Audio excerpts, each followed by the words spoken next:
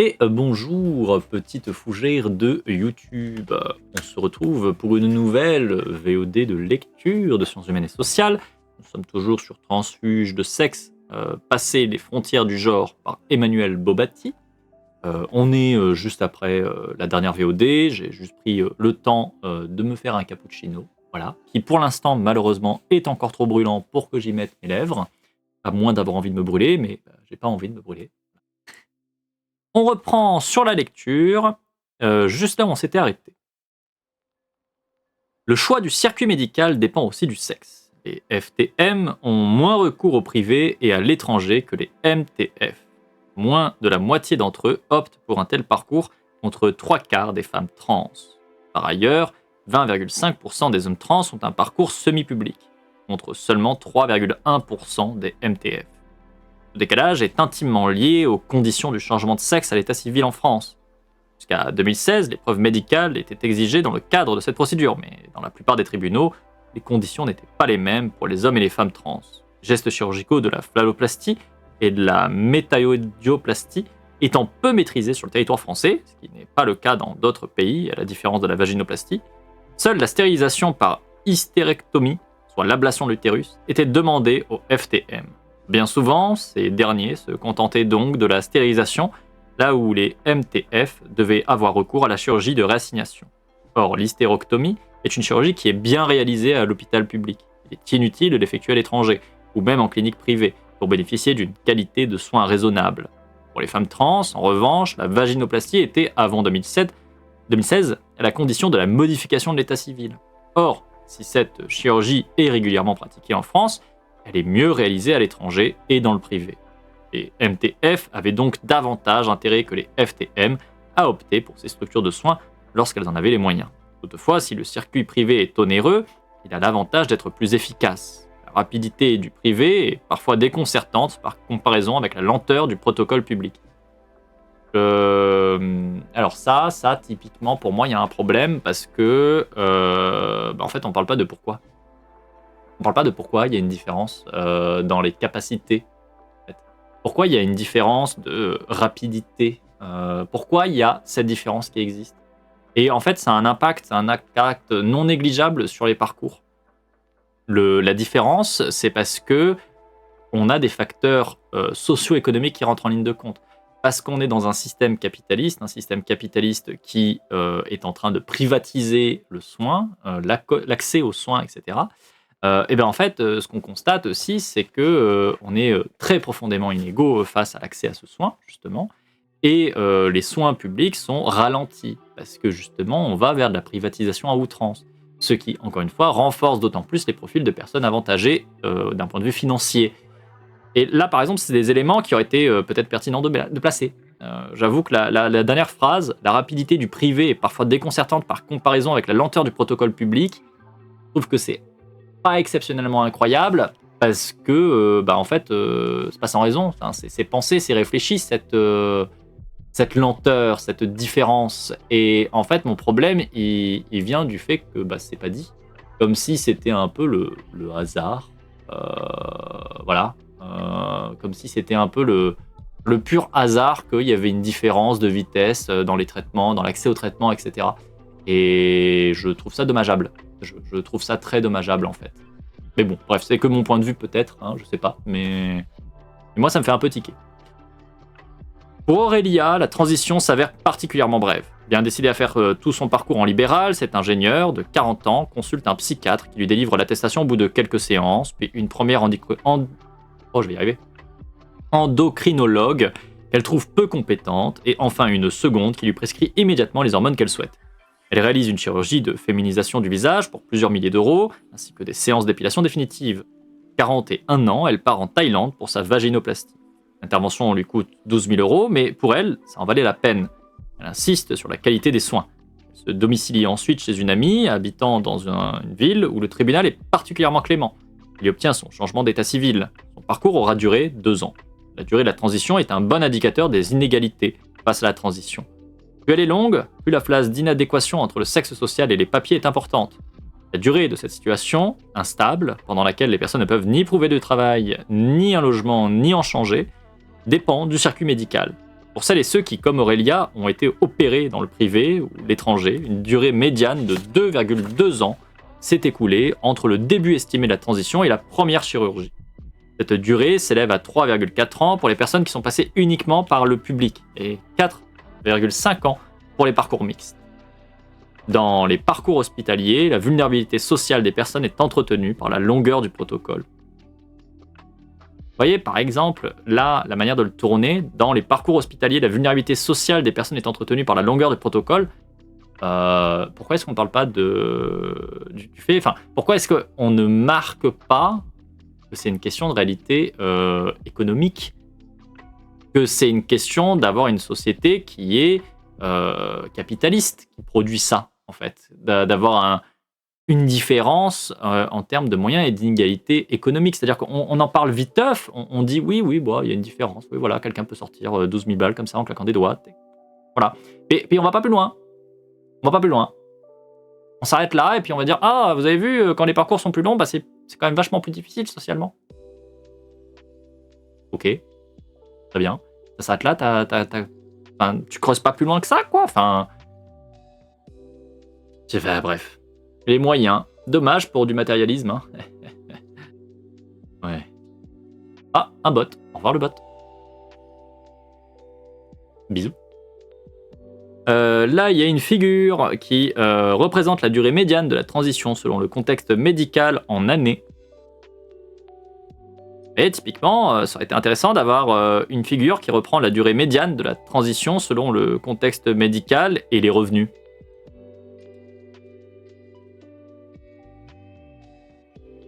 Par exemple. Un truc qui croise les deux et qui dit « Oh mon Dieu, mais en fait, quand on a une position privilégiée et bourgeoise, bah en fait, on passe entre les mailles du filet. Beaucoup plus facilement, en tout cas, à minima. » Mais non.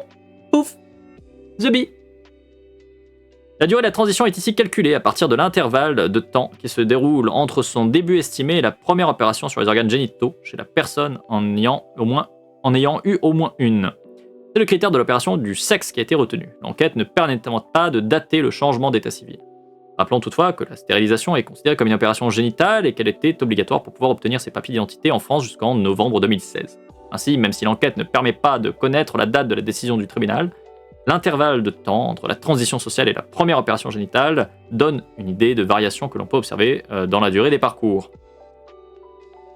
Ouais. Certes. J'ai une notif. Ah bah oui, le ban du bot. C'est vrai que j'ai un truc automatique maintenant. Je suis en train de me dire pourquoi est-ce que j'ai une notif sur Discord, mais ok, c'est normal.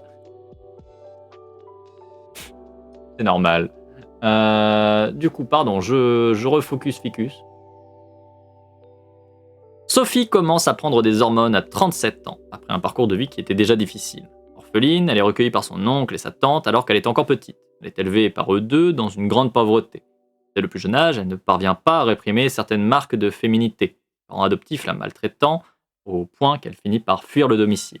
Elle ne les reverra plus jamais. Sans diplôme, elle enchaîne les petits boulots.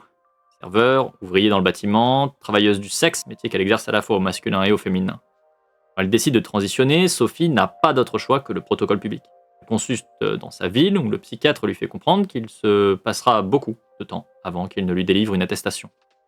La situation est intenable. Elle quitte le protocole et consulte une équipe hospitalière dans une autre ville. Là, elle obtient l'attestation et sa vaginoplastie est planifiée 1 an et demi plus tard. Sophie n'a pas d'emploi fixe. Ses papiers inadéquats ne lui permettent pas de reprendre le travail, d'autant plus qu'en tant qu'ouvrier du bâtiment, elle évolue dans un monde professionnel quasi exclusivement masculin. Sophie se réjouit malgré tout à l'idée de se faire opérer prochainement. Notre entretien s'arrête sur cette note positive. On la recroise 1 an plus tard. Elle m'annonce qu'elle renonce à la transition, ce qui, de fait, l'exclut du protocole. Elle ne parvenait pas à survivre sans travailler en tant qu'ouvrier. 1 année s'écoule, elle reprend sa transformation. Seulement, l'équipe hospitalière lui impose de tout reprendre depuis le début. Son changement de sexe a débuté il y a 3 ans déjà et sa chirurgie est à nouveau planifiée dans 3 ans. Hébergée et aidée par une association, elle a réussi à obtenir un logement social. Une excellente nouvelle pour elle.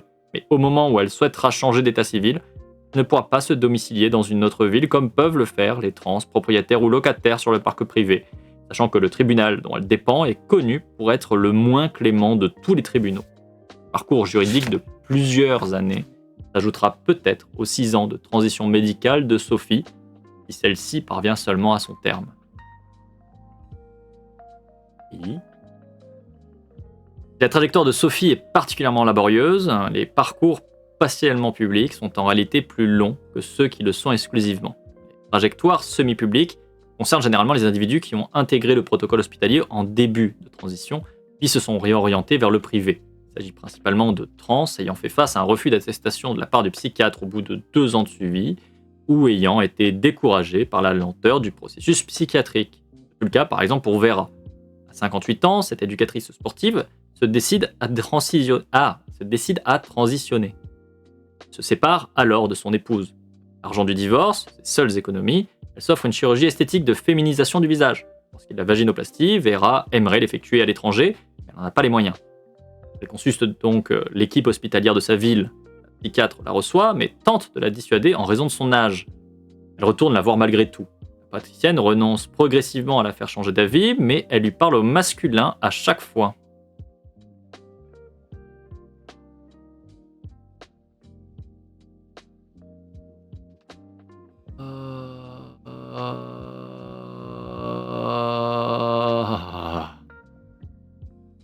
Voilà. J'ai envie d'insulter ces grands morts, le monde médical. Ça, vous le savez déjà. Mais je vous fais part de mon envie d'insulter ces grands morts, le monde médical quand même.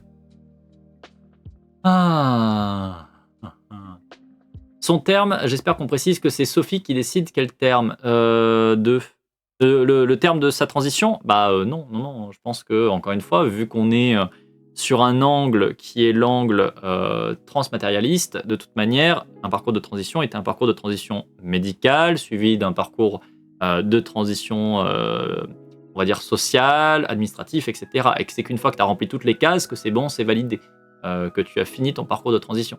Si tu t'arrêtes en plein milieu, pour peu importe la raison, ça ne comptera pas. Tu ne seras pas arrivé à ton terme dans les angles, on va dire, d'approche du transmatérialisme, a priori. Parce que très clairement, c'est ce qu'on nous dit depuis le début. Donc, bon, j'ai un léger doute sur ce qui est le terme du parcours de transition de Sophie par rapport à ce que pense Sophie et par rapport à ce que pense la personne qui l'a reçu en entretien. J'ai un léger doute. ACAB inclut les médecins, toute forme d'institution qui contrôle. Voilà.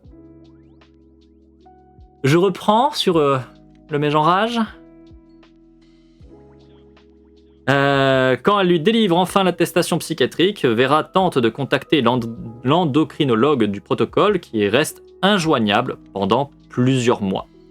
Supportant plus d'attendre, elle passe par le circuit libéral pour se faire prescrire des hormones. Elle obtient finalement une date pour sa vaginoplastie. L'opération a lieu à l'hôpital, mais les résultats ne sont pas au rendez-vous. Malgré des soins quotidiens, son voisin est trop étroit et se referme. Elle subit une deuxième intervention. Vera demande ensuite un changement d'état civil au tribunal de sa ville et l'obtient, juste avant notre entretien. Son parcours a duré 4 ans. Les changements de sexe peuvent aussi connaître des vitesses variables. Pour cette raison, les personnes sont inégalement exposées aux discriminations. Je pense utile ici de dire qu'on est dans des luttes de liberté de choix et de possibilité d'affirmation de soi. Une transition peut être faite avec ou sans dysphorie pour n'importe quel but. On les fixe pour nous. Ça ne nie pas la réalité de devoir faire des choses sous pression ou du regard extérieur, mais c'est pas unique aux transitions. Complètement. C'est d'ailleurs pour ça que moi j'ai reprécisé que en vrai le parcours de Sophie il peut très bien s'arrêter une fois qu'elle a sa transformation médicale parce que ça lui suffit en fait. Si elle a des changements de son corps qui font que elle a atteint ce qu'elle voulait, tant mieux, go, point. Et si elle veut revenir dessus, à un moment donné, tant mieux, go, voilà, c'est sa décision. Si elle souhaite tout faire d'une traite et qu'elle veut aller jusqu'au bout du parcours classique, tant mieux. Si elle ne souhaite pas, tant mieux. Et pour toute personne qui est dans des problématiques équivalentes, c'est pareil en fait.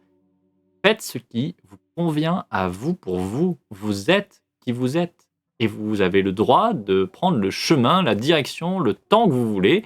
Bien sûr qu'il faut faire en fonction de ce qu'on a en face, parce que voilà, on est dans des sociétés qui sont oppressives, qui font du contrôle des corps, du contrôle social, etc.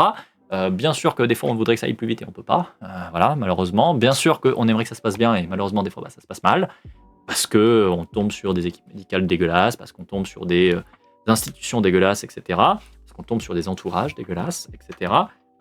Mais le point qu'il faut jamais oublier, c'est que vous le faites pas pour les autres. Et vous allez le faire, certes, probablement sur certains aspects, malgré les autres, mais ce qui compte, c'est surtout que vous le faites pour vous. Vous le faites pour vous sentir bien, pour être vous-même, pour pouvoir assumer qui vous êtes vous-même, de la manière dont ça vous convient, dans les formulations dont ça vous convient. Et c'est la seule chose qui compte. Je me permets de boire mon café.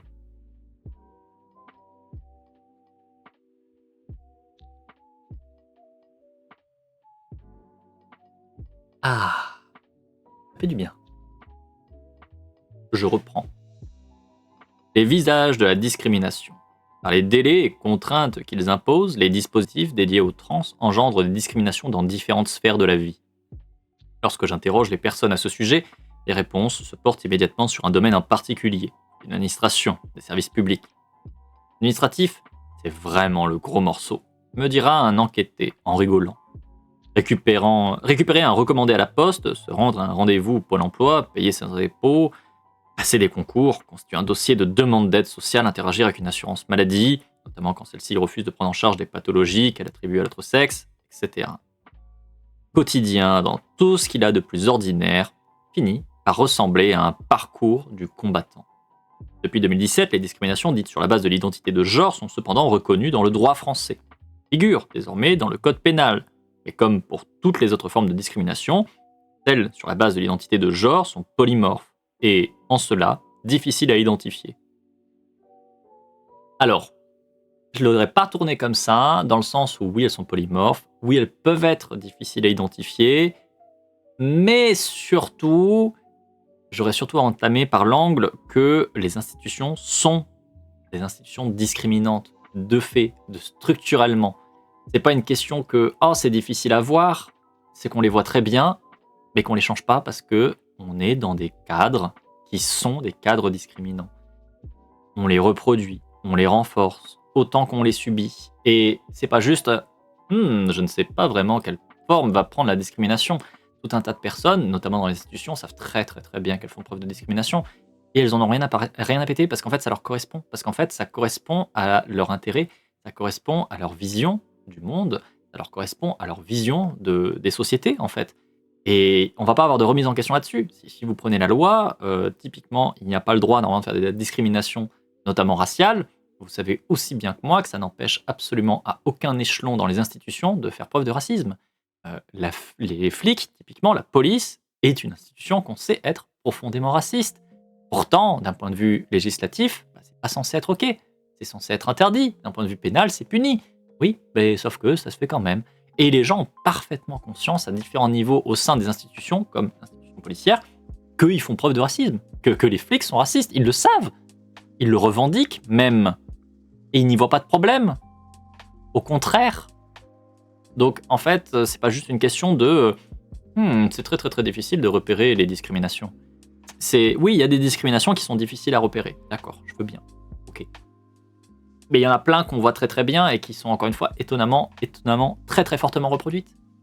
Et c'est pas sans raison. Je reprends.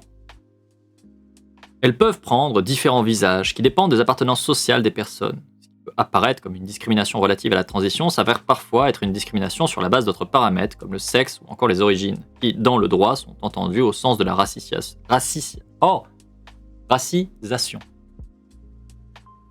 À cela s'ajoutent bien sûr toutes les discriminations indirectes liées à l'âge ou encore à la situation économique.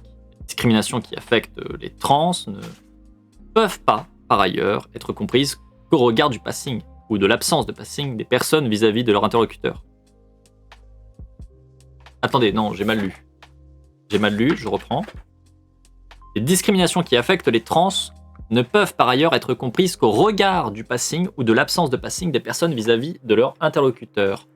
Les trans peuvent passer physiquement ou non, et s'ils passent physiquement, ils ne passent pas forcément du point de vue de leur document d'identité lorsque ceux-ci n'ont pas encore pu être changés.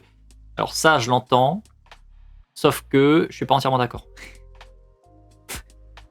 C'est-à-dire qu'en fait, si tu viens stipuler que les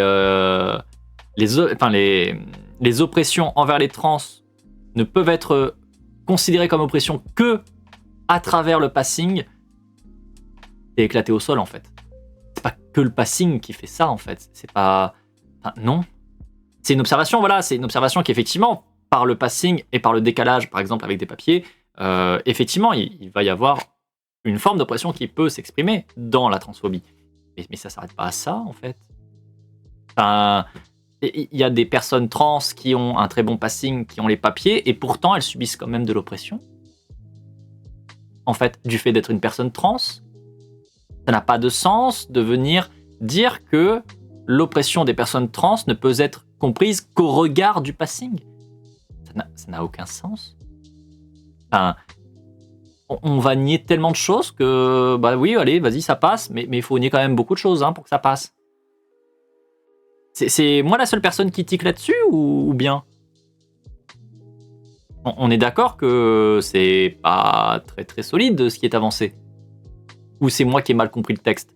J'ai peut-être aussi mal compris le texte. Bon après, jusqu'à présent, j'ai malheureusement que trop bien compris le texte et bon voilà.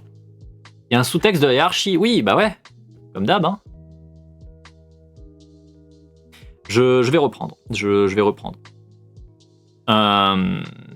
Dans cette configuration, les trans sont souvent exposés à des difficultés, voire à des soupçons de fraude. De manière générale, ce décalage pose problème dans un contexte contemporain marqué par d'intenses politiques sécuritaires. Pourquoi il affecte plus ou moins les personnes concernées. D'abord, les MTF et les FTM ne disposent pas du même potentiel de passing corporel. Les hommes trans passent plus aisément que les femmes trans. Ah bon? Ah bon? Ah. Ah. Ok. Source mon cul, TKT. Bon bah voilà, accepter, c'est écrit dans le livre. C'est une vérité d'ordre général. Voilà, c'est comme ça maintenant. Les hommes trans passent plus aisément que les femmes trans. Point. Ça n'a aucun sens, mais d'accord. Ah bon, tu passes easy pour un homme, c'était une faute de poitrine. Bah apparemment, écoute, bref,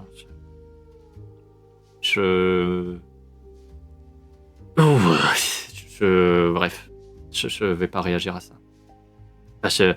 Vraiment, c'est annoncé comme ça, puis vas-y, tu fais ce que tu veux, c'est comme ça, point. C'est une vérité d'ordre général, issue de rien du tout.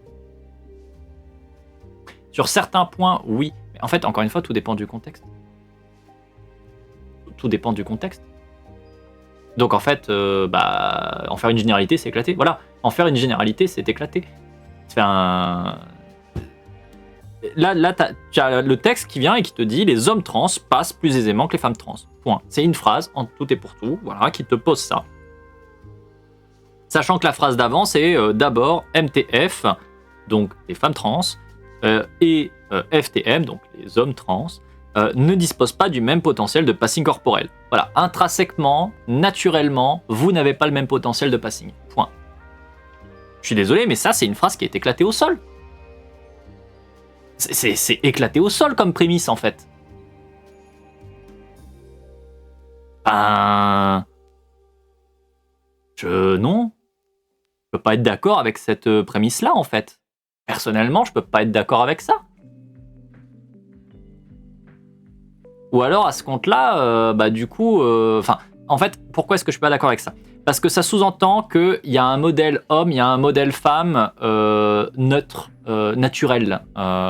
Et donc, ça va venir indiquer que voilà, c'est plus simple de coller à tel ou tel modèle. Sauf que ça n'a aucun sens dans le sens où, du coup, dans un même genre cis, on a des énormes disparités, non sans raison.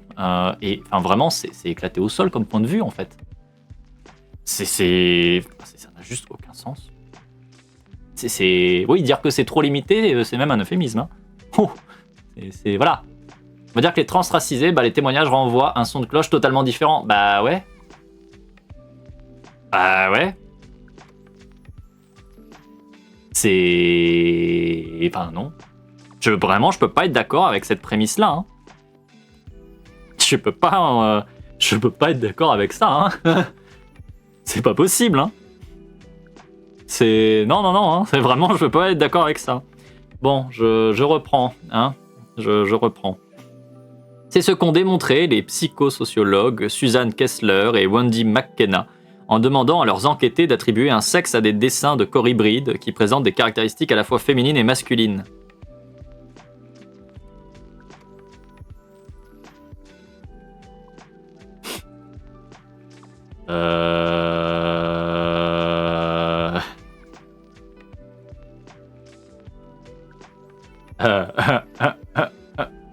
Je vais boire. Non, mais je vais boire mon café, c'est mieux. Je vois, validation médicale, tout ça. Normes genrées. On a tous les biais sûrement aussi blancs qui viennent se rajouter parce que c'est l'université de Chicago qui a fait ça aux US en 85.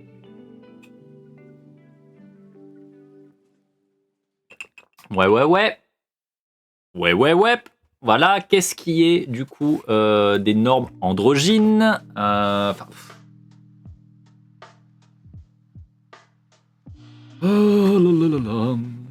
Mais non, tu sais que c'est bien, la science est colorblind. Ah bah oui. Bien sûr. Je sais, bien sûr. Voilà.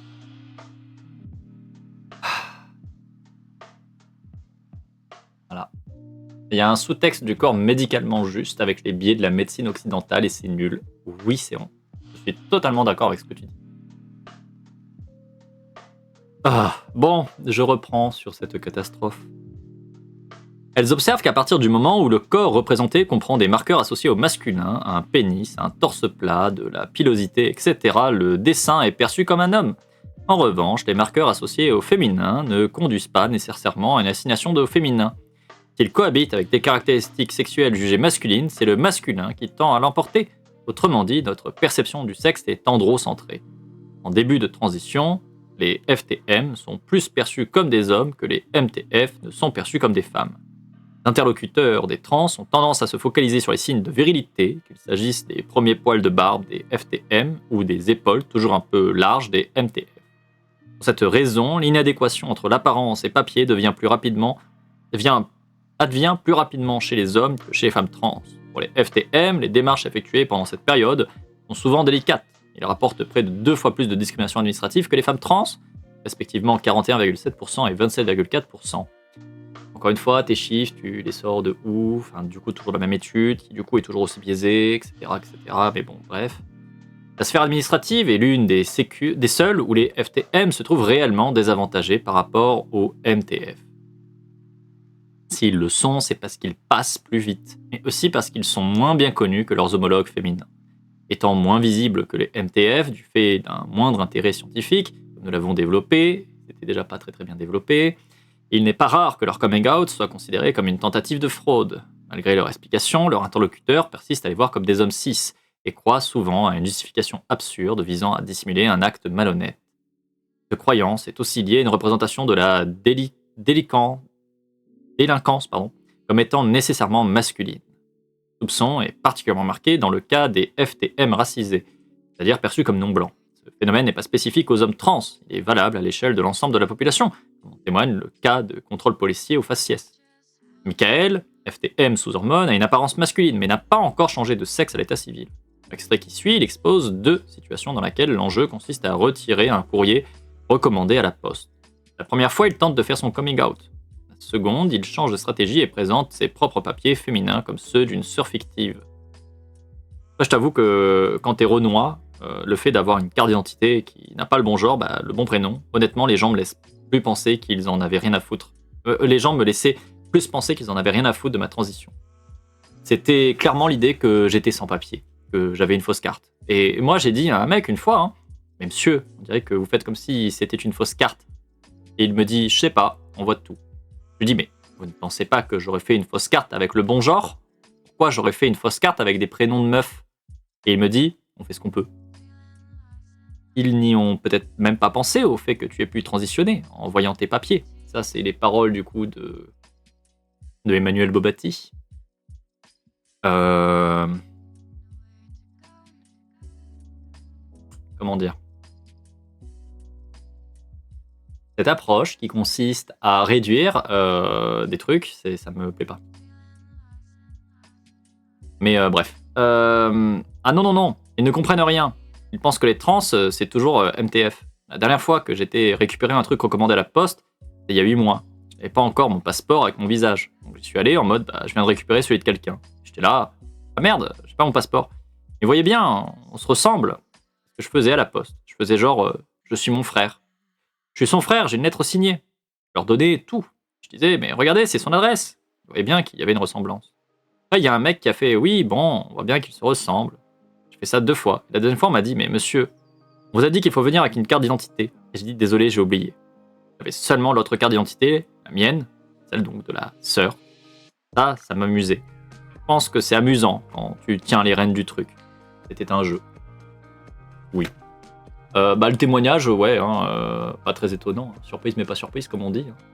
Pas très très surprise. Et donc là, encore une fois, vous venez voir que dans les parcours de transition se rajoutent d'autres éléments. Ce que je vous dis depuis le début, et qui a tendance à être quand même un peu négligé, bon, là pour une fois ça l'est pas, tant mieux, c'est que tout simplement les autres oppressions ont un impact, sont là, ça ne disparaît pas en fait. Incroyable, mais non. Surprise, mais pas surprise en fait. Je reprends. Si les FTM blancs sont plus respectés que les MTF, ce sont les FTM racisés qui sont de loin le plus touchés. Pendant la phase d'inadéquation entre apparence et papier, il n'est pas rare qu'ils renoncent à voyager à l'étranger ou à effectuer certaines démarches administratives. Et comme le montre l'exemple de Michael, ces hommes trans ont malgré tout une certaine capacité d'agir. L'obligation au passing, puisque le coming out n'est pas entendu, peut être abordé avec humour, vu qu'il y ait une marge de manœuvre. Cette dernière consiste pour Michael à instrumentaliser l'argument du respect de la famille, le lien entre les membres d'une même fratrie, auquel l'agent de la poste semble être sensible, ce qui permet de contourner son ignorance présumée vis-à-vis des trans, a fortiori des FTM, et d'éviter une potentielle discrimination raciste. Alors, une potentielle discrimination raciste, de manière évidente, le témoignage montre que c'est pas une potentielle discrimination raciste. C'est-à-dire que si ton interaction avec le Jean Billy, c'est de te dire tu as volé des papiers, très clairement, le lien qui est fait, c'est tu es une personne racisée, donc tu es une personne criminelle. C'est ça le lien, hein. Et ça, c'est un lien raciste. Hein. C'est pas genre une potentielle discrimination raciste. Très clairement, c'est une discrimination raciste. C'est très clair. Mais bon. Anyway, je reprends. Les trans peuvent ainsi établir une distinction entre le rôle à jouer auprès d'institutions et leur subjectivité propre. Cependant, une telle dissociation n'est possible qu'à certaines conditions. Le fait pour Michael d'avoir étudié en master de sociologie favorise sans doute cette séparation, qui ouvre un espace intermédiaire dans lequel le rire vient dédramatiser la situation. Julien, FTM racisé à l'apparence masculine, fait également preuve d'humour face aux administrations. Il arrive qu'il laisse croire à une différence culturelle entre la France et un hypothétique pays d'origine dans le genre attribué au prénom. Et le plus souvent, il se fait passer pour une femme virile. Comment tu te places dans ces rapports? Ça joue beaucoup. Mais à un moment, il faut avoir de l'humour. Parce que toi, tu es la personne qui est sur ces papiers. Ce que tu es dans la vie, la personne que tu es administrativement. Non. J'ai un prénom qui est hyper féminin, qui ne laisse pas de doute. Et quand les gens voient mes papiers, ils m'appellent monsieur quand même. J'ai des réflexions du genre, ah mais machin, ancien prénom. En France, c'est un prénom féminin. Ah ouais, c'est marrant. Tu vois, finalement, en le présentant en étant cool. Ou alors, je suis cool avec le fait d'être appelé madame. Tu vois, si la personne commence à me regarder trop, je dis « Mais oui, je suis une femme, ne soyez pas insultant. » Et hop, ils sont tellement mal à l'aise. Je suis une femme, ne me manquez pas de respect. J'ai un peu du mal avec ça parce qu'en fait, voilà, ça minorise le racisme. Et il y a quand même des œillères qui sont posées à différents niveaux là qui me dérangent un peu. Alors pas dans le témoignage qu'on vient de lire, hein. C'est vraiment ni dans le témoignage d'avant. Hein. C'est l'approche qui en est faite par l'ouvrage à côté, en fait. C'est ça qui me pose problème. L'ouvrage prend le témoignage et dit un truc qui pour moi est pas bien. Enfin, typiquement, le premier témoignage où l'ouvrage revient dessus en disant pour éviter une potentielle discrimination raciste. T'es là en mode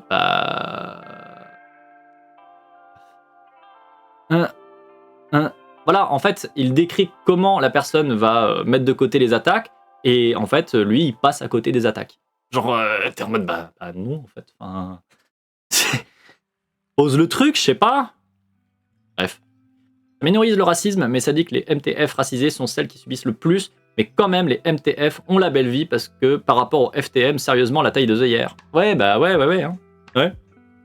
Et tu vois, là, typiquement, dans le deuxième témoignage, très clairement, la personne, elle te dit, en tant que personne racisée, t'es obligé de trouver des combines, t'es obligé de dédramatiser, t'es obligé de rigoler des attaques que tu prends, et genre, ça, on va pas en parler. C'est-à-dire que c'est pas que la personne, elle a de l'humour, non, c'est que la personne, elle a pas le choix.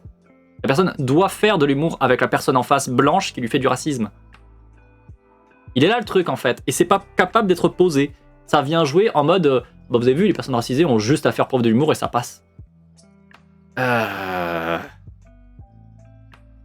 Voilà, hein. Je reprends. Et Julien accepte parfois de se voir attribuer la civilité de son sexe d'origine, afin de minimiser les difficultés administratives. Toutes les personnes trans ne parviennent pas à en faire autant.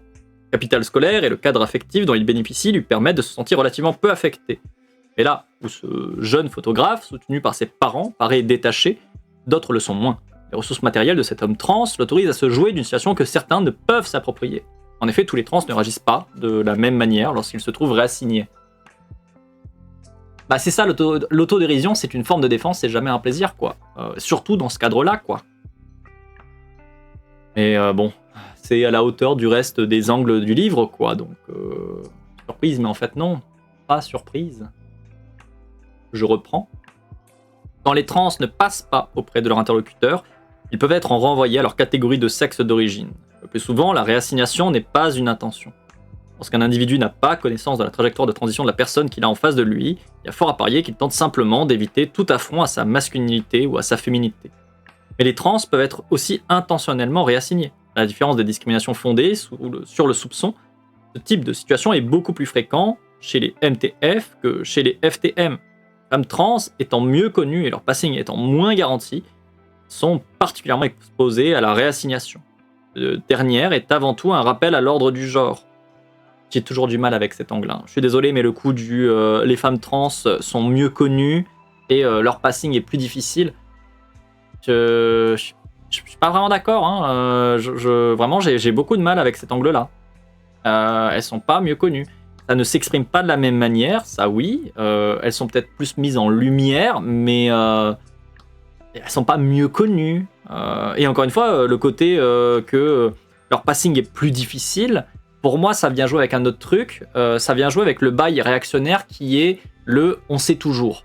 Pour celles qui ne connaissent pas, le bail on sait toujours, c'est un bail réactionnaire, évidemment des extrêmes droites, surprise, mais en fait non, qui consiste à dire que quand tu vois une personne trans, et généralement une femme trans, tu sais que c'est en fait une femme trans. Tu sais qu'elle a été assignée au genre masculin à sa naissance. Alors qu'en fait c'est faux. C'est faux à tellement de niveaux, bien évidemment qu'on ne sait pas, parce que ça joue toujours sur des stéréotypes qui sont éclatés au sol, et de manière très largement montrée et démontrée, ça se base vraiment juste sur des stéréotypes éclatés au sol. Il y a plein de moments où, notamment sur les internets, des gens jouent à prendre en défaut en fait ces personnes-là. Parce que typiquement, un des trucs qui s'est fait connaître il n'y a pas si longtemps que ça, enfin il n'y a pas si longtemps, ça fait quand même quelques mois maintenant, une transphobe très connue, c'est J.K. Rowling, sale pétasse, voilà, je me permets au passage, et du coup, dans des justement, mais on sait toujours, il y a des gens qui sont venus mettre J.K. Rowling et dire, et là tu vois que du coup c'est une femme trans, et forcément tous les gens polo avaient fondu dessus en ligne droite en disant oui on sait toujours, et t'es là en mode non, échec, c'est une des vôtres en plus particulièrement, donc c'est d'autant plus risible. Et ça vraiment c'est un truc qui est récurrent, et pour moi en fait on est vraiment sur ce bail là quand on a cette prémisse de les femmes trans sont plus difficiles au niveau passing, qu'elles ont plus de difficultés avec leur passing. On est vraiment dans le bail qui sous-tend le on sait toujours. On est dans le bail de si tu vois une femme trans, tu sais que c'est une femme trans, alors que c'est faux. C'est putain de faux. Enfin, vraiment, ça, pour moi, c'est la même continuité, quoi. Le mégenrage, c'est un sport à fort coefficient pour avoir son diplôme de droitard, n'est-ce pas? Réactionnaire, de manière générale, parce que faut pas croire que les transphobes, ils sont que à droite. Encore une fois, les oppressions, que ce soit le racisme, que ce soit la transphobie, la LGBT-phobie de manière plus large, etc., c'est partout, à gauche, à droite. Je continue à rattraper. C'est un constat faible ou mal apporté dans l'analyse. Ouais, on va dire ça, ouais. Les stéréotypes occidentaux, validistes et racistes. Hein. Oui. Il y a littéralement eu le cas pendant les JO, c'est vrai. Complètement. Oui, parce que évidemment, hein, comme l'a dit Céron, hein, mais c'est toujours aussi par rapport à des présupposés qui sont éclatés au sol et qui sont racistes, incroyablement. Donc bon, bref. Ça me rappelle, c'est son nom officiel au TKT pour J.K. Rowling, grosse pétasse. Ouais, je suis d'accord. Suprême giga pétasse, hein, vraiment. Quel enfer. Ça me rappelle l'histoire de 2 TERF qui étaient venus aux mains dans les toilettes parce qu'elles s'entre-accusaient d'être des femmes trans. Bref, voilà. Je reprends. Cette dernière est avant tout un appel à l'ordre du genre, car si les femmes trans sont présentes dans l'imaginaire commun, leurs transitions n'en sont pas moins impensables. Parler au masculin à une femme trans est une manière de lui signifier que sa féminité constitue un déclassement inacceptable et que le sexe masculin ne s'abandonne pas. Rappel à l'ordre peut être vécu comme une violence plus ou moins grave. Bref. Là encore, les trans ont d'inégales dispositions à se montrer détendus dans des situations objectivement humiliantes. Les jeunes MTF, connaissant davantage des ruptures familiales et la précarité au cours de leur transition, elles disposent de peu de ressources sociales et subjectives pour faire face à de tels épisodes. Sophie, 38 ans, s'habille au féminin et prend des hormones, mais n'a pas encore changé d'état civil. Dans l'extrait suivant, elle fait le récit d'une visite traumatique à l'hôpital. Je suis allé aux urgences pour un problème de dos. L'infirmière m'installe dans le box. Déjà, je n'ai pas aimé parce que j'avais dit à la personne qui m'a reçu aux urgences « Attention, c'est madame, s'il vous plaît. Ne me mettez pas la honte de ma vie, c'est madame, s'il vous plaît. J'ai un genre et il faut le respecter. » L'infirmière, elle a crié « Monsieur !» Imagine. Et après que tu lui as dit ? Ah oui. Tu imagines ? Malheureusement, oui, j'imagine, ouais. Ouais. Personnellement, ouais, j'imagine bien, ouais.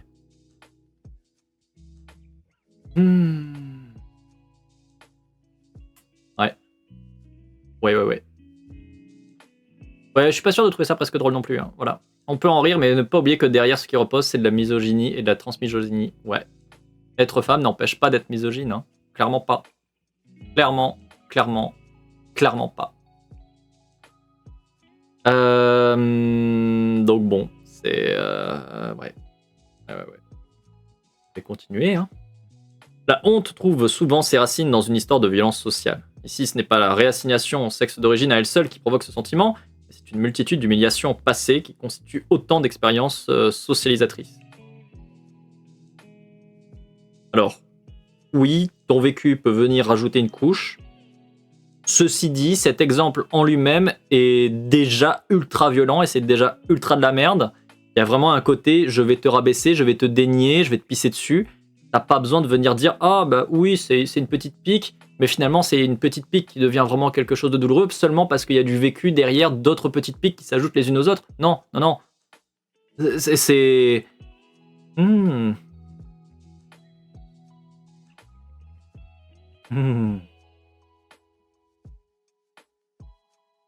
Bref.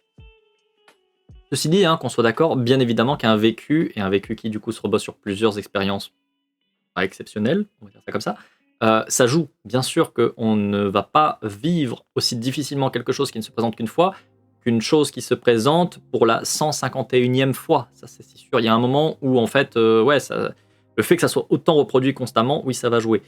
D'ailleurs, à contrario, ça peut jouer de différentes manières. Parce que, encore une fois, on est différents en fonction de contexte, en fonction de qui on est, manière de gérer les choses.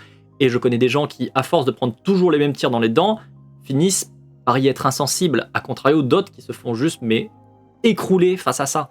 Donc, ça a un impact. Par contre, définir dans quel sens va aller cet impact, c'est un peu simple et c'est un peu beaucoup présumé. Présumé de la personne en face, en l'occurrence. Bref, anyway, je reprends. La trajectoire de Sophie témoigne en effet d'une grande précarité sociale et relationnelle. À la suite du décès de ses parents, elle est élevée par son oncle éboueur, par sa tante au foyer, avec lesquelles elle connaît à la fin de son adolescence une rupture familiale. Sophie exerce ensuite le travail du sexe qu'elle cumule avec son métier d'ouvrier, une profession dans laquelle la stigmatisation liée à la transition l'a récemment amenée à démissionner. Détenteurs de davantage de ressources, Julien et Michael accordent moins de crédit aux catégories de sexe qui leur sont assignées. Si les discriminations sont façonnées par les apparences sociales, elles le sont jusque dans le vécu le plus profond des individus. Est-ce que t'es une tanche ou est-ce que t'es une tanche ? C'est-à-dire que là, tu prends comme exemple le parcours d'une personne blanche et le parcours de 2 personnes blanches. C'est-à-dire que les 2 personnes racisées. Les 2 personnes racisées, très clairement, t'ont dit on vit du racisme, et comme on vit du racisme, bah, en fait, c'est qu'une attaque parmi d'autres et on a appris à les mettre de côté avec de l'humour. Et tu viens nous expliquer qu'en fait, c'est une question de genre. Mais t'es une tanche? Pardon, je commence à m'agacer, je commence à cibler la personne, ce qui n'est pas pertinent. C'est un angle d'attaque qui, à minima, passe à côté. On va dire ça comme ça. En venant faire une équivalence, en niant et en mettant de côté des réalités, en l'occurrence raciales, tu passes à côté du point pertinent. Pourquoi est-ce que Julien et Michael arrivent à plus prendre de distance avec le mégenrage? Parce qu'elles subissent en principal le racisme, et que c'est le racisme que ces 2 personnes ont vu, en plus de se rajouter du coup de l'attaque transphobe, et que ces 2 personnes savent que pour gérer ça, il faut jouer avec de l'humour, la dédramatisation, etc. pour que ça passe, pour pas qu'on t'emmerde plus. Parce que ce que ces 2 personnes prennent dans la gueule, c'est tu es racisé, donc tu mens sur tes papiers, c'est des faux papiers, t'es un délinquant. Là où Sophie, elle se prend du mégenrage droit dans la gueule, etc. Mais elle ne subit pas le racisme, en fait. Donc, ça change ta manière de réagir puisque t'as pas le même contexte. Et en fait, venir dire cette différence de traitement, c'est parce que vous avez un genre différent, tu passes à côté du point, en fait. Tu passes à côté du point principal, majeur, qui pourtant a été expressément explicité dans les témoignages. C'est chaud quand même. C'est moi qui comprends mal ou vous avez compris la même chose que moi? Que je vérifie si c'est moi qui juste trigger très très fort ou pas? Il y a un angle raté sur le racisme. Ah ouais, ça... J'aurais même dit il y a un angle enterré sur le racisme, parce que là, c'est quand même pas juste raté. Je vais faire une tombe et je vais le mettre dedans et puis je vais reboucher. Hein. Tu disais quoi déjà? C'est rond sur l'angle et la géométrie euclidienne? Hein? Donc, ouais, non, ouais.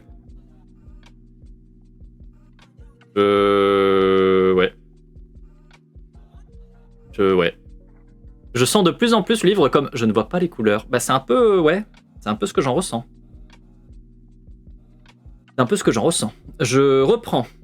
Détenteurs de davantage de ressources, Julien et Michael accordent moins de crédit aux catégories de sexe qui leur sont assignées. Si les discriminations sont façonnées par les appartenances sociales, elles le sont jusque dans le vécu le plus profond des individus. Donc là, tu es en train de me dire que c'est parce que Julien et Michael ont des thunes, que du coup ils gèrent mieux, point. C'est pas mieux, c'est toujours pas mieux. Leur différence de traitement, c'est parce qu'encore une fois, très clairement, ça a été dit dans le témoignage, les 2 réagissent à l'attaque raciste, qui se conjugue à une attaque transphobe, mais c'est une attaque raciste. Littéralement, c'est dit.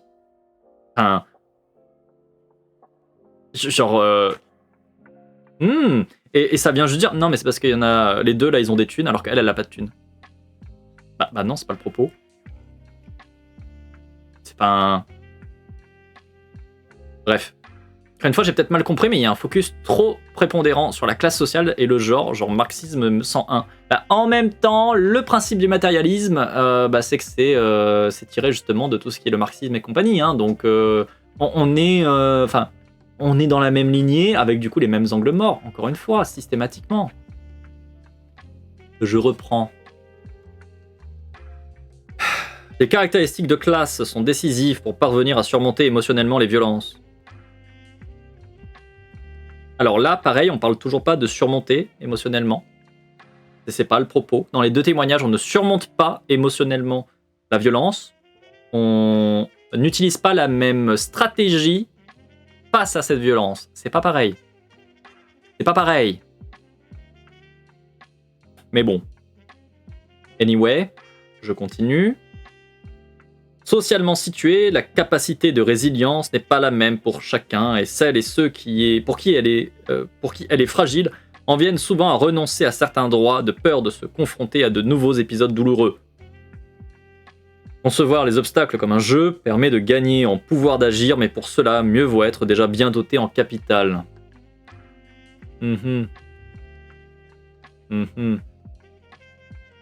Le but du livre, c'est de montrer, première, l'analogie des transfuges de classe Anyway à travers les transitions de genre. Ouais. Et encore, il y a plein de passages où on sent que le manque de thunes, c'est pas tant un facteur. Hein. Ouais.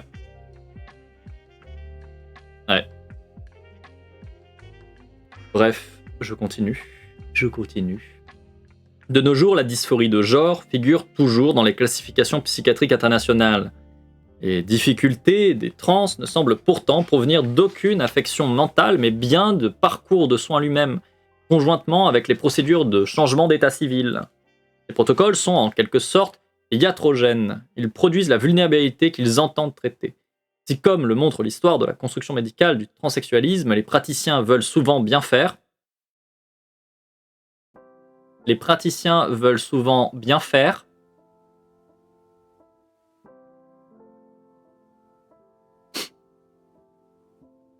alors, là c'est le moment, il faut rappeler un truc, les intentions, ta volonté et ce que tu fais, c'est un monde.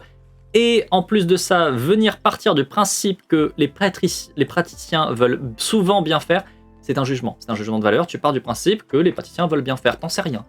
Tu n'en sais rien. Et dans une société qui, comme la nôtre, est, entre autres choses, transphobe, j'ai un léger doute sur le fait que les praticiens veulent bien faire. Vraiment, c'est basé sur quoi ? Franchement, si on part sur ce genre de logique, on va arriver sur des trucs qui sont éclatés au sol. Voilà, et je redis le premier point, on s'en branle des intentions. On ne sait pas leurs intentions, mais surtout, on s'en fout. Tu peux avoir les meilleures intentions du monde, ça ne change pas ce que tu fais, ça ne change pas ce que tu pratiques, ça ne change pas ta manière de le pratiquer. Genre, vraiment, tu peux dire, oui, mais je pense à bien. Bah très bien, tu penses à bien, ça change quoi ? Si t'as mis des personnes dans des parcours ultra violents, que tu les as mégenrés, quand bien même c'est avec les meilleures intentions du monde, bah tu les as mis dans des parcours ultra violents en fait. Voilà, le paternalisme, c'est un pavé de bonnes intentions. Je vais vous faire un autre cas, un autre exemple très concret de les intentions, c'est très joli, mais on s'en branle. Vous savez que le trope de droite qui consiste à dire « Mais regardez tous ces peuples racisés, on leur a apporté la civilisation. » C'est plein de bons sentiments. Et vous savez ce qu'on en fait de ce bon sentiment ? On s'en branle. On s'en branle parce que ce bon sentiment, hein, cette fameuse civilisation qu'on leur a apportée, hein, tout ça là, c'est principalement la déportation, l'exploitation, l'esclavage, la mise à mort, le vol, le viol, et j'en passe. Donc ta bonne intention de « j'ai apporté la civilisation », bah t'as surtout apporté des massacres, t'as surtout apporté beaucoup de merde. Quand bien même, premier degré, tu croyais que ta bonne intention, elle était là. Quand bien même, premier degré, tu te disais « mais j'ai plein de bonnes intentions ». J'ai pas osé illustrer avec la mission civilisatrice. Et pourtant, c'est la même logique. C'est pile poil la même logique. C'est la même. Et ça a la même écueil. C'est de la merde. Ton intention, elle est peut-être très belle dans ta tête, mais concrètement, bah c'est pourri. Concrètement, tu produis des violences. Concrètement, tu produis des oppressions. Et là, vraiment, le coup de nous dire les praticiens veulent souvent bien faire, non seulement c'est basé sur quoi ? Grande question. Voilà. Mais surtout, on s'en fout. On s'en fout. Concrètement, on le voit, structurellement, on le voit, les praticiens produisent des violences. Encore et encore et encore. Donc, Osef, on est passé au palier d'après, la métaphore sur la plomberie. Ah bah oui. La bonté d'une intention est aussi définie de par le cadre, mais on se pense maître de sa morale, donc bon, oui. Encore une fois, ce qui conditionne, c'est le cadre dans lequel tu es. Ce qui conditionne, c'est le fait que là, on est sur des praticiens qui vivent dans un monde médical, lui-même placé dans un monde et dans une société capitaliste, suprémaciste blanche, raciste, validiste, eugéniste, transphobe, etc., etc. Faut arrêter de croire que tes bonnes intentions, ça permet de te départir de tout ça. Bien évidemment que non. Tes idées, elles sont très belles, mais tes idées, elles sont que dans ta tête. Dans les faits, tu fais, justement. Et tu fais comme le cadre te le permet. Et tu ne fais pas ce que le cadre ne te permet pas. Donc, bah, partant de là, tu produis des violences. Point. Ton intention, elle peut être très belle. Ben, c'est qu'une intention. C'est cool. C'est cool, mais ça change rien. Donc bon, je suis agacé. Je reprends la lecture. Si, comme le montre l'histoire de la construction médicale du transsexualisme, rien que ça, déjà, cette prémisse, les praticiens veulent souvent bien faire, les protocoles qu'ils respectent prennent peu en compte, c'est un euphémisme, les conditions de vie de leurs patients. Et parce que tous les trans ne sont pas logés à la même enseigne, certains, souvent les jeunes, les femmes, les plus précaires, se trouvent particulièrement désavantagés. Pareil, cette formulation-là laisse à penser que du coup, il y a des parcours trans où c'est la panacée, tout se passe bien, comme si on était en dehors d'une société qui, de manière très large, est une société transphobe. À aucun moment, aucune personne qui fait un parcours de transition ne vit que dans la félicité, le bonheur et la joie parce que tout va bien. Même quand ça se passe bien, même quand on arrive à avoir de bonnes conditions, bah en fait on en prend plein la gueule. En fait. Enfin... Alors que là on est vraiment dans le mood de... Bah oui, il y a des parcours trans qui font que c'est plus compliqué que d'autres, mais il y en a d'autres où ça va. Bah non en fait. Non. C'est... Oh, je reprends.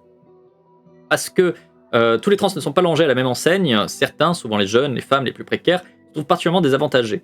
Ces inégalités ont des conséquences qui dépassent largement le parcours de changement de sexe en lui-même. Ils produisent notamment des discriminations relatives à bien d'autres choses que le genre. Les discriminations sur la base de l'identité de genre sont souvent aussi des discriminations indirectes et directes sur d'autres bases. Celle qui a formulé pour la première fois le concept d'intersectionnalité, Kimberly Crenshaw, a bien montré que dans l'expérience que font les femmes des discriminations et des violences, les rapports sociaux de sexe, de classe, de race sont indémêlables. Les politiques antidiscriminatoires destinées aux femmes sont efficaces pour certaines personnes, elles ne le sont pas nécessairement pour d'autres. Ce constat est valable pour les trans. Il y a des instances qui, de nos jours, prennent des engagements pour leurs droits, mais les normes et les ethos égalitaires ne freinent pas pour autant la reproduction d'un certain ordre social. Oui, non, oui, écoutez, c'est pour pouvoir reprendre les choses derrière à sa sauce, comme d'hab, hein, on sait, hein, donc voilà. À préciser aussi que le parcours précarise et peu précarisé. Une mention à Crenshaw, eh ben. Je reprends. Il y a des instances qui, de nos jours, prennent des engagements pour leurs droits, mais les normes et ethos égalitaires ne freinent pas pour autant la reproduction d'un certain ordre social. Paradoxalement, les passages de la frontière du genre contribuent, de ce point de vue, à éclairer l'étanchéité d'autres frontières sociales. Les trans sont plus ou moins armés pour composer avec la rigidité de ces frontières. Certains accueillent les difficultés avec le sourire. D'autres vivent comme un affront, parce que les affects sont socialement construits. Non mais vraiment, c'est éclaté au sol. Hein. Et déterminés, les inégalités s'immiscent jusque dans les émotions. Alors c'est-à-dire que là, vraiment, le point de vue de dire certains accueillent les difficultés avec le sourire, tandis que d'autres les vivent comme des affronts, ça replace encore une fois sur l'individu, ça replace encore une fois comme si c'était une différence individuelle, alors que même tu essayes de parler de réalité sociale, de contextes sociaux, de déterminants sociaux, t'es pas capable d'être cohérent et de faire un truc propre. C'est quand même un peu triste. C'est quand même un petit peu triste. Bref, je reprends. Celles et ceux qui ont déjà été méprisés et violentés par le passé ont plus de proportions à être durablement diminués par la discrimination que peuvent advenir pendant la transition. Or, ces personnes sont aussi celles qui sont les plus longuement exposées à ces discriminations. Les stratégies de passing sont déployées par beaucoup afin de réduire les risques encourus au cours du changement de sexe, et l'invisibilité n'est pas toujours possible ni même tolérable. D'une part, les trans ne sont pas tous en mesure de passer, et d'autre part, le placard est plus ou moins confortable. En cela, les tactiques de chacun ne sauraient remplacer les mobilisations collectives et les initiatives politiques. Les stratégies individuelles ne sont jamais aussi efficaces que lorsqu'elles sont accompagnées de luttes intersectionnelles. Alors tu finis sur ça, c'est plutôt pas trop mal, mais les chemins que tu prends, les angles que tu prends à différents niveaux, wow, wow, wow. Wow. Voilà. Moi, je vais me permettre de refaire un point quand même par rapport à Crenshaw et tout ce qui est intersectionnalité.